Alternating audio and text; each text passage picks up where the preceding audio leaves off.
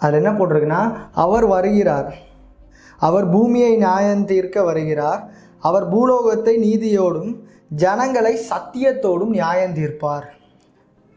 இதோ மேகங்களுடனே வருகிறார், கண்கள் யாவும் அவரை காணும், அவரை குத்தினவர்களும் அவரை காண்பார்கள், பூமியின் கோத்திரத்தார் எல்லாரும் அவரை பார்த்து புலம்புவார்கள். அப்படியே ஆகும், ஆமேன். அப்படியாக வசனத்தில் எழுதியிருக்கிறது. ஓகேவா? அப்படியே ஆகும், ஆமேன். அப்படின்னா அதாவது இந்த வசனத்தில் நல்லா புரிஞ்சுக்கோங்க. இதுதான்டா 2000 வருஷமாக இயேசு வரப்போகிறார், வரப்போகிறார், நியாயம் தீர்க்க போகிறான்னு சொல்கிறாங்களே, நீனும் வந்து சொல்கிறியே, இது நம்புகிற மாதிரி தெரில அப்படின்னு நீங்கள் நம்பினாலும் நம்பாமல் போனாலும் இந்த வசனத்திலிருந்து எழுதின ஒரு வார்த்தையாகிலும் அதில் உள்ள ஒரு உறுப்பாகிலும் மாறினதல்ல.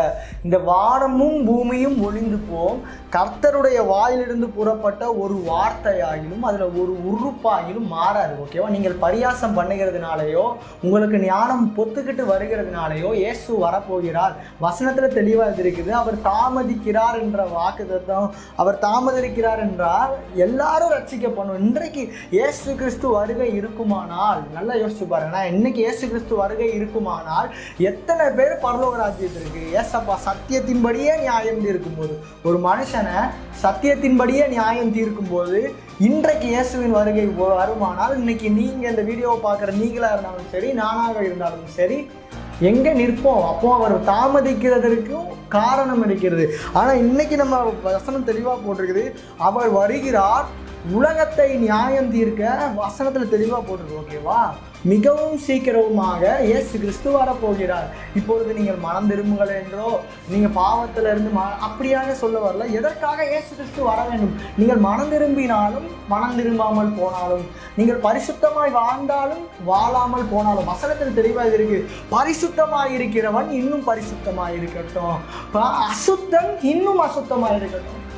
ஓகேவா? அப்போ என்ன சொல்ல வர்றாருன்னா, உங்களை மனம் திரும்புங்க, பாவத்தை, அதாவது பாவம் செய்யாதீங்க, வசனப்படி வாழுங்கன்னு சொல்லிக்கொண்டே இருந்த பரலோகம் ஒரு முடிவுக்கு வருது. இனி இஷ்டத்துப்படி வாழு, உனக்கு என்ஜாய் பண்ணு, உன் கண் போன போக்கில என்ஜாய் பண்ணு. ஆனால் முடிவில் நியாய தீர்ப்பு ஒன்று உண்டு. ஒரு மனுஷன் பிறப்பதும் அவன் மரிப்பதும், மரித்ததற்கு பின்பு நியாய தீர்ப்பு அடைவதும் மனுஷனுக்கு நியமிக்கப்பட்டிருக்கிறது.